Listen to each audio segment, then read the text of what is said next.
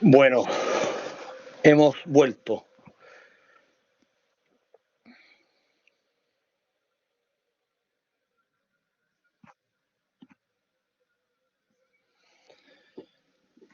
Bueno,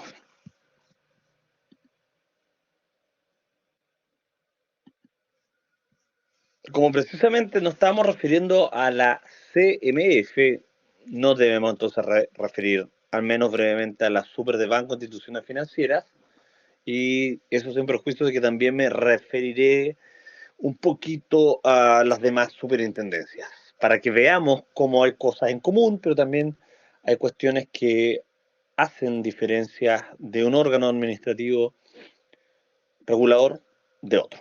Bueno, las BIF, como les decía, es básicamente de 1925.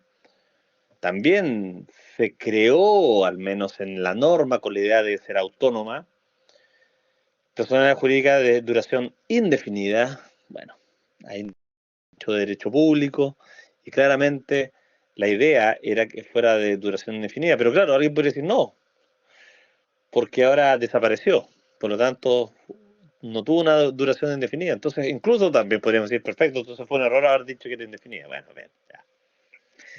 Y se relaciona con el gobierno, o sea, discúlpenme, acá pone de manifiesto que en vez de dirigirse, relacionarse con el presidente, como sabemos con nuestro sistema, a lo largo de toda la historia constitucional chilena desde 1810, es decir, desde los reglamentos eh, constitucionales, 1811, ensayos constitucionales, Constitución del 33, del 25, etcétera, hemos observado que siempre existió la figura del presidente de la República. Ojo, en algún momento existió la figura del director supremo. Ya. Pero, ¿qué quiero ir con esto?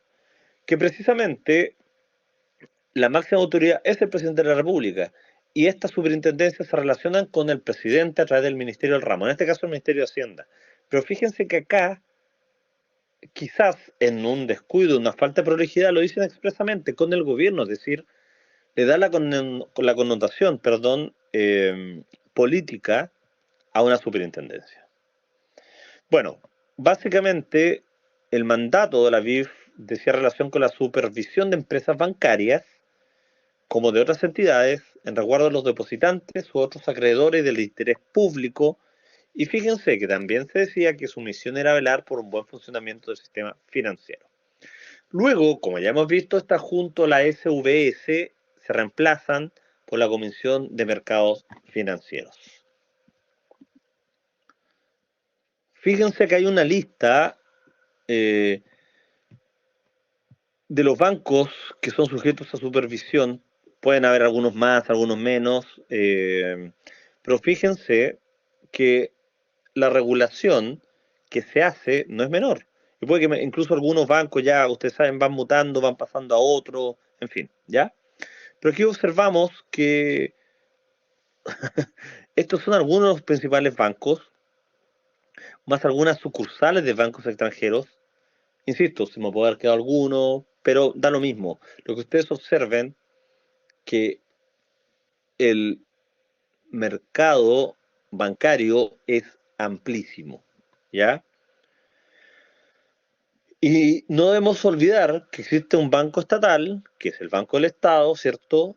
¿Y por qué lo indico? Que a todas estas instituciones bancarias también debemos recordar que existe el Banco Central. Pero ojo, este es un error porque algunos creen que el Banco Central es regulado y fiscalizado por la CMF. Puede parecer algo obvio que diga que no, pero mejor es recordarlo.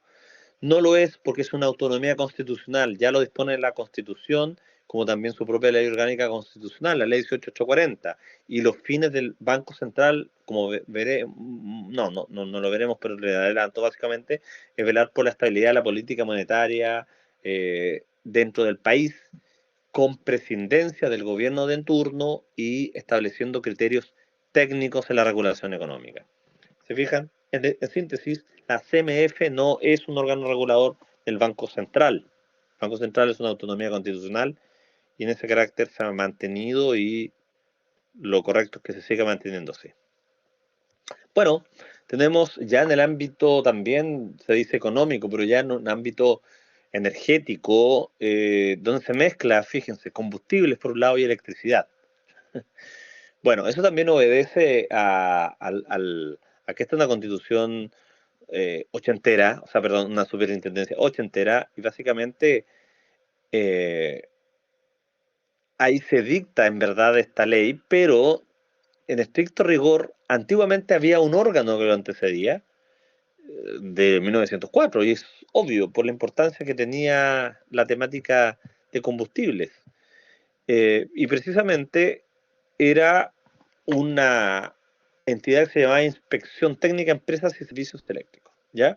Bueno, luego la SEC evoluciona, obviamente ha ido mutando, hemos visto que cada vez hay sistemas de generación eléctrico que son distintos, cada vez hay mecanismos de, de, de, de funcionamiento del mercado eléctrico que también es distinto, que obedece a nuevos criterios, se establecen sistemas tarifarios, fijación de precios, precios nudos. En realidad hay una institucionalidad eléctrica bastante compleja, pero para los efectos de este módulo me debo centrar básicamente en la SEC, ¿ya? ¿Por qué? Porque el sancionatorio eléctrico también ha dado origen a ciertas instituciones administrativas que hoy en día parecieran ir en cierta retirada, ¿m? Como el caso del decaimiento del procedimiento administrativo sancionador. Ya en el 2009 había un procedimiento administrativo sancionador, no uno, en realidad varios procedimientos administrativos sancionador, pero se dicta una sentencia por la Corte Suprema conforme a la cual se establece que al haber pasado más de 4 años un procedimiento administrativo sancionador, básicamente sin cumplir el principio conclusivo del artículo 8 de la ley 1880, eso lo añado yo, pero era un poco la lógica, se debía establecer que ese procedimiento administrativo había decaído. Ahí confunden el decaimiento del acto con el procedimiento, y conforme a eso observamos que este decaimiento del procedimiento administrativo sancionador no podía dar origen a un acto administrativo válido, y por lo tanto al decaer este procedimiento administrativo sancionador se entendía que no podía continuar, y en virtud de ello menos aún concluir y dictarse un acto administrativo con el carácter de terminal. Ahora bien, en sentencia de este año ya se ha indicado al menos que la Corte Suprema no insistiría en la idea del decaimiento del procedimiento administrativo sancionador. eh, y claro, habla de una imposibilidad material de consecución, de prosecución, sin perjuicio de las responsabilidades funcionarias o responsabilidades administrativas disciplinarias que le puedan caer al funcionario que haya generado la dilación excesiva o injustificada del procedimiento. Entonces, aquí aprovecho de actualizarlos en esta materia, porque estos fallos son de este año, perdón, del 2020, perdón, todavía estoy con la lógica 2022. Eh, y se indica que básicamente se estaría abandonando la idea del decaimiento del procedimiento administrativo sancionador, institución que ustedes saben ya había instaurado la tercera sala principalmente por diseño del profesor Pedro Pierri, que al menos tuvo un tiempo de bastante aplicación, ¿ya? Pues bien, el ámbito eléctrico va a seguir cambiando, también hay un panel de electricidad, ¿cierto? Que es aquel que busca la dimisión perdón, la solución de conflictos en el área eléctrica. Hola Eduardo, no hay problema, no te preocupes, perdón por la interrupción. Que apareció el mensaje. Ánimo nomás, Eduardo, no te preocupes, la clase va a quedar grabada y consultas pueden venir en su momento, pero con la pandemia aprendimos que todos podemos tener problemas de conexión en cualquier momento.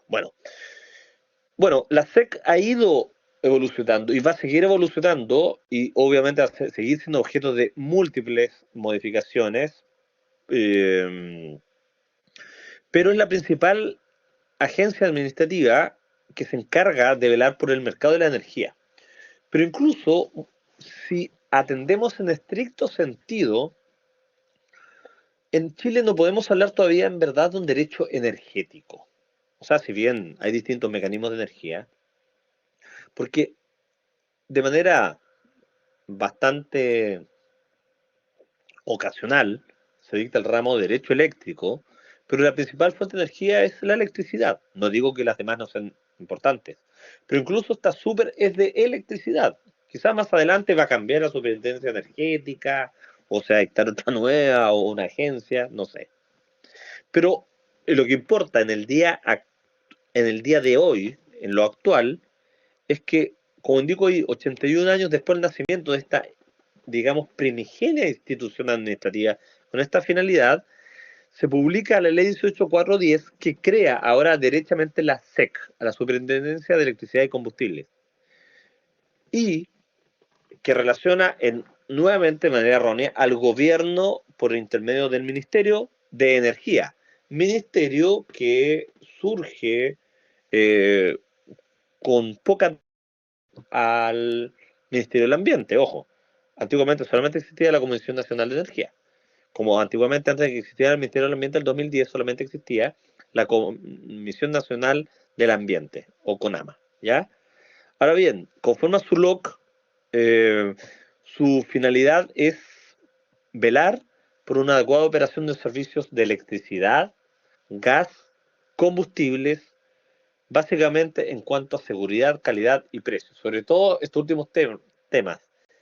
Calidad y precios son los más objetados, donde muchas veces existen múltiples reclamos incluso de la ciudadanía en lo cotidiano eh, respecto de la seca. ¿Ya? Ahora bien, respecto de una de las últimas, digo grandes modificaciones, porque en realidad ha sufrido hartas modificaciones en 2005, busca vigilar y supervigilar el cumplimiento de disposiciones legales y reglamentarias. ¿Se fijan? Es decir, acá con esta modificación ya no solamente se atiende a que haya una adecuada operación del servicio de electricidad, gas y combustible, porque eso era la lógica de la super, como cuando les dije cuando se aperturó el sistema económico, ¿cierto? Pero luego se busca que se cumpla con la normativa, por eso se habla lo cual es de toda lógica del cumplimiento de la normativa legal y reglamentaria. Como ojo, sobre todo en materia eléctrica, es súper importante el cumplimiento de las normas técnicas. Precisamente, sobre todo estas áreas complejas que son la generación, la producción, almacenamiento, transporte, distribución de combustibles líquidos, gas y principalmente electricidad, para verificar que la calidad de los servicios, algo que le había dicho al comienzo, se presten, ¿ya? Y conforme a lo que la normativa indica. Y luego que las operaciones y el uso de los recursos energéticos no sea un peligro para las personas, ¿ya? Por eso el ámbito de regulación, fíjense, es amplísimo también. Electricidad, que tiene tres grandes etapas, ¿cierto? Generación, transmisión, distribución, combustibles, almacenamiento de combustibles, eh, formas de transporte del combustible, cantidad, etcétera. ¿Se fijan? Es decir, incluso son algunos pueden sostener y han sostenido que se trata de mercados distintos, que combustible debería estar regulado en un área y energía en otro. Si bien muchas veces el combustible es un mecanismo de generar energía, pero quizás se buscaría separar para dar mayores estándares de seguridad. Pero como les digo, esto nos demuestra cómo estas áreas son súper complejas y cada una obedece a criterios distintos. Luego nos encontramos con la SIS, la Superintendencia de Servicios Sanitarios. Insisto, aquí lo que yo estoy tratando de hacer una especie eh, de, de visión sinóptica de los principales eh, espacios de regulación de áreas de quehacer económico trascendente. Entonces aquí nos encontramos con la CIS, que es un organismo normativo fiscalizador de las empresas concesionarias que prestan los servicios de agua potable y de alcantarillado. Que sabemos que por concesión, obviamente, la concesión, si lo vemos desde la óptica del acto administrativo, es aquel es aquel que entrega derechos de manera privativa y excluyente al concesionario para que explote en su beneficio por un tiempo determinado un bien nacional de uso público. No le entrega la titularidad del bien nacional de uso público. En este caso estamos hablando del agua, que es un bien nacional de uso público, ¿ya? Bueno, también debe controlar y fiscalizar los riles, los residuos industriales líquidos generados por los establecimientos industriales. Por eso hablé de resiles, perdón, de riles y los vertidos de las plantas de tratamiento de agua servida. Es decir, en este caso nos encontramos frente a la competencia que le corresponde a la CIS. Se fijan que es otra área, es otro mundo. Aquí hay que garantizar a los clientes los servicios de agua potable y saneamiento de las zonas urbanas del país, porque recuerden que eh, por modificaciones normativas, ahora el MOP se hace cargo a través de otras regulaciones respecto de, la, de las aguas en zonas no urbanas, ¿ya? Bueno, en cantidad y calidad de los precios ofrecidos y de que el precio sea justo, sostenible en el largo plazo. Aquí siempre van a haber críticas, pero esto es al menos la idea para lo cual se diseñó. Básicamente asegurar a la comunidad entrega del agua y que será tratada para ser devuelta a la naturaleza de forma compatible con un desarrollo sustentable. Aquí es donde muchas veces esta finalidad no se cumple y se observa como muchas veces eh, estas aguas no son tratadas. Han habido casos como por ejemplo lo que pasó eh, con ESAL, si no me equivoco, van cambiando a veces los nombres de las sanitarias, en Osorno, ¿cierto? Cuando estuvieron más de un mes, para quienes son de Osorno, y con un procedimiento, se tuvo que abrir el procedimiento sancionatorio pertinente, eh, pero discúlpenme, nunca se veló ahí por el desarrollo sustentable. Y si no me equivoco, también en lo que decía relación con la actuación que le correspondía, al haber también hay normas de emisión incumplidas y otros instrumentos de gestión ambiental, eh, la Super del Ambiente también debió iniciar un procedimiento administrativo sancionador por otras áreas, ¿ya? Bueno, esta responsabilidad, ¿cierto?, se cumple buscando promover la transparencia en el mercado, el autocontrol por parte de las empresas y también tienen que desarrollar una actuación eficiente. Lo del autocontrol es bastante lógico porque en general cuando hay mercados regulados se establecen mecanismos de automonitoreo o de autocontrol respecto de los regulados, pero en este caso, en mi opinión, y más encima, siendo pocos los agentes regulados, el rol de la superintendencia debería ser más intenso respecto de los autocontroles de las empresas. Y muchas veces cuando hay problemas en el ámbito del agua potable o del alcantarillado es precisamente porque fallan los mecanismos de control o a veces muchas de estas empresas poseen tecnología muy antigua y como la fiscalización es muy feble o como no hay mucha competencia entre los órganos que prestan este servicio, ojo, y estamos hablando de un servicio esencialísimo, muchas veces la tecnología no es la mejor, ¿se fijan? No obstante, siempre se va a indicar que se funciona de la mejor manera, pero acá muchas veces se hace una crítica al mismo órgano, perdón, al mismo agente privado, pero también a la superintendencia, por indicar que su rol fiscalizatorio aquí es muy feble y en algunos casos llega a ser nimio. ¿Mm? Luego, eh, podemos sintetizar que se encarga de fijar tarifas también. Y fíjense que así como en electricidad y en ámbito de agua potable, aquí hay un ejercicio de la potestad tarifaria que le corresponde a algunos órganos de la administración. Es una cuestión muy excepcional y que también algunos dicen, ¿cómo? Si estamos hablando de normas de libre mercado, bueno, eso muestra que los mercados en Chile no son absolutamente abiertos y que los fallos del mercado es algo que hay que corregir. Ahora, el problema es que no pasemos de un fallo de mercado a un fallo de Estado, porque ahí sí que ya nos encontramos en un problema mayor. Bueno, aquí lo que importa entonces es que se fije en los precios de servicio de agua potable y de alcantarillado De igual manera, de las aguas servidas que prestan estas empresas, o sea, los servicios alcantarillados de las aguas servidas, ¿cierto? También se encarga de otorgar las concesiones de los servicios sanitarios, obviamente a las empresas que se los adjudiquen, fiscalizar la empresa sanitaria probablemente tal, cuando ésta ya participa en el mercado del ejercicio de los derechos que le entrega su concesión. Por otro lado, la fiscalización de los establecimientos industriales, ¿cierto? Porque acuérdense que dijimos que también les corresponde velar por la fiscalización de los residuos industriales líquidos, horribles, y estos son los que provienen de establecimientos industriales, y que realizan descargas a las redes públicas de alcantarillado. Y por ese motivo entonces se entiende que es de competencia de la CIS. Bueno, también debe participar en establecer normas y estándares en relación a la difusión de la información sobre el mercado relativa al sector social. Y esto es algo que muchas veces se critica.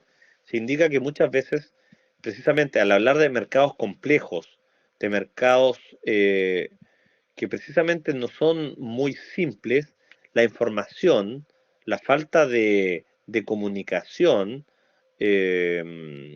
a todos y a la ciudadanía no es muy eficiente.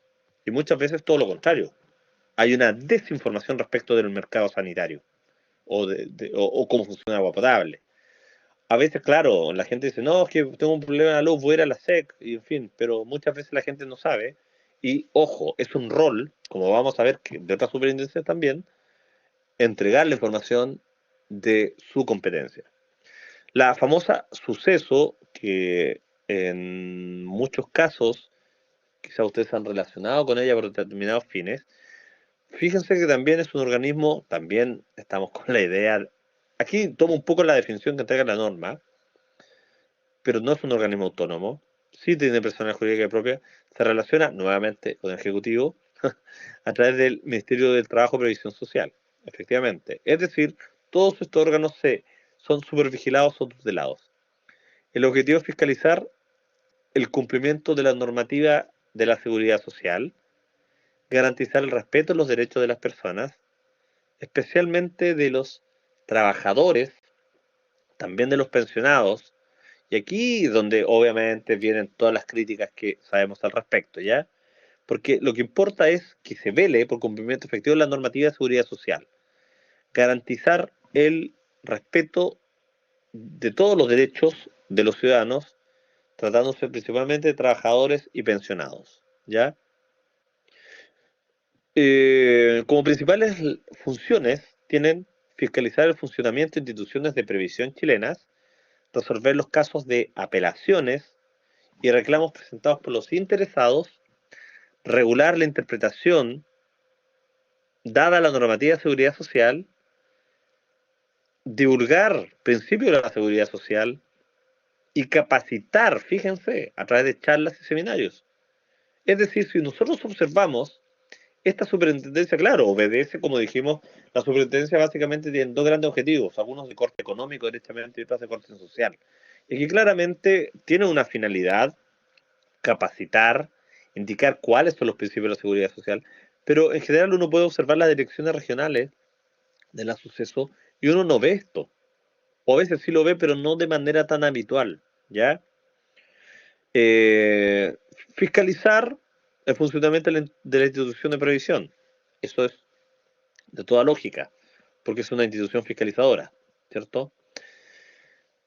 Fíjense, resolver los reclamos, apelaciones en realidad es incorrecto, porque esto no es una corte, básicamente son impugnaciones que le llegan muchas veces respecto de los órganos regulados cuando se impugna respecto de ellos, o bien se hacen reclamos pertinentes a la suceso. Esto pasa a veces, por ejemplo, con la COMPIN, ¿cierto? O también cuando hay denegaciones de licencias médicas. También la suceso tiene un ámbito regulatorio gigante, ¿ya? Como observamos, es una superintendencia que tiene una lógica distinta a las otras que son una lógica de mercado mucho más marcada. La super de pensiones básicamente es un organismo que tiene el carácter de contralor, y que básicamente lo que busca es representar al Estado dentro del sistema chileno de pensiones, ¿ya? También se dice que es autónoma y que se relaciona con el presidente de la República a través del Ministerio de Trabajo y Previsión Social, a través de la Subsecretaría de Previsión Social. Se crea el 2008 y aquí, como yo les dije, es la sucesora y continuadora legal de la superadministradora de administradora de fondos de pensiones, ¿ya? Y básicamente que ya había empezado a regir en mayo del 81, ¿ya? Bueno, tiene su estatuto orgánico propio, como toda la otra superintendencia, por lo tanto ahí se encuentra lo que se denomina su norma, su ley orgánica, ¿ya? Su misión, la de la super de pensiones, es defender, proteger y regular intereses de los usuarios y las usuarias del sistema de pensiones y también del famoso seguro de cesantía, tema que se vio mucho a raíz precisamente, y buscando que se cumpla por los órganos fiscalizados, y también buscando las mejorías que sean necesarias, perdón. Y luego también tiene la función de asesorar y educar a la ciudadanía. Y aquí es donde algunos dicen, bueno, ¿dónde están las superintendencias? Para entender qué pasa con mi pensión, qué pasa, sobre todo hoy en día, que está en absoluta crisis el sistema de la AFP, otro tema es la ISAPRE, ¿cierto? Entonces acá es donde se, la gente muchas veces quiere un rol más activo de las superintendencias, informando, participando, porque precisamente son quienes tienen que regular estas materias, ¿ya? Bueno, aquí se plantea que tiene ciertos objetivos estratégicos. Entregar la atención de calidad al público atendido. Siempre las direcciones están llenas de gente, eso es así. Y bueno, tiene que tener una organización que se destine a satisfacer las dudas, las necesidades de los usuarios, usuarias. eh, También deben contribuir a mejorar el sistema de las pensiones, el seguro de cesantía, ¿ya? Optimizarlo, mejorar la fiscalización, regulación sobre los fiscalizados, a través del fortalecimiento del modelo de supervisión basada en riesgos, la famosa SBR, ¿se fijan? Es decir, si ustedes se van dando cuenta, estos son órganos cada vez más técnicos y tecnificados y que precisamente por los movimientos de mercado, por, por la actividad de la propia ciudadanía, de la población, cada vez van siendo más complejos. Por lo tanto, se entiende de toda lógica que deben tener un margen de acción, en mi opinión, más amplio, no apegado a instructivos que muchas veces son disociados de la realidad. ¿Mm? Ahora, eso no significa que hagan cualquier cosa, porque siempre van a tener que estar apegados al principio de juridicidad. Entonces aquí viene muchas veces donde la discusión se va a mantener y ahí ustedes pueden eh, observar también si esto necesita un análisis más político, más técnico, técnico jurídico, etcétera. ¿Ya? Por eso se indica que tiene que mejorar la toma de decisiones de los usuarios y usuarias, es decir, tienen que atender, tienen que guiar. Fíjense que la Superintendencia del Ambiente se establece de manera expresa el deber de asistencia al regulado. Y ojo, yo lo puedo pedir.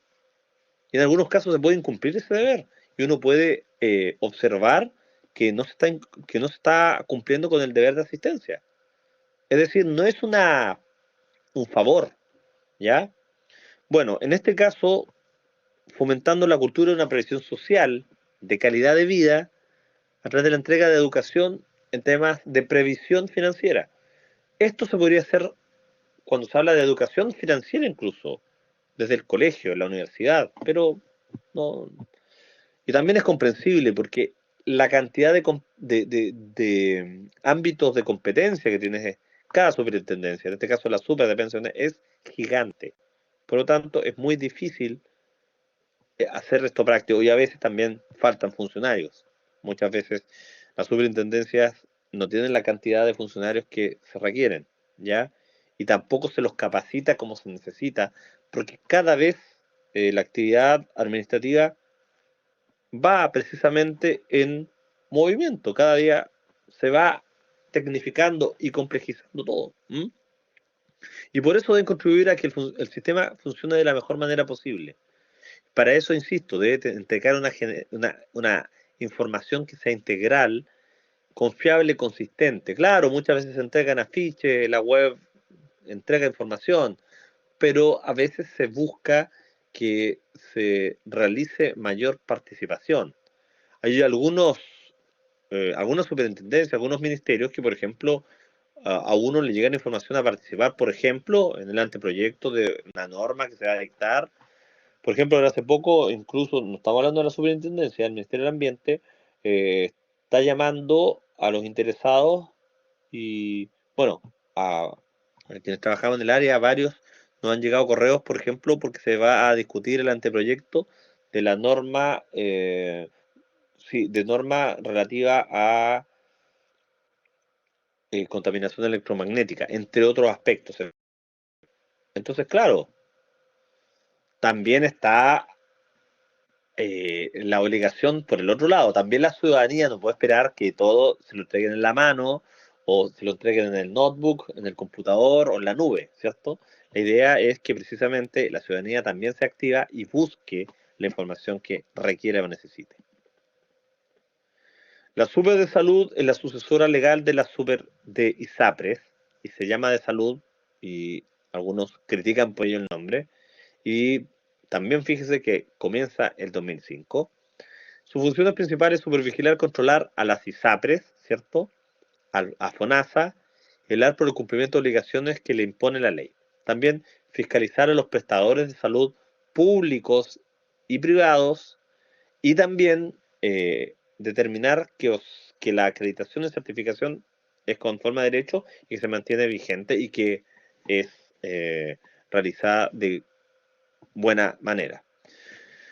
Su rol fiscalizatorio es bastante amplio, permite controlar el cumplimiento de las garantías en salud, el otorgamiento de beneficios y prestaciones en la modalidad institucional y de libre elección, los contenidos en el plan de salud, y acá es donde muchas veces se critica y hemos visto que muchas veces el rol de la SUBRE está siendo reemplazado en esta materia precisamente por la Corte Suprema.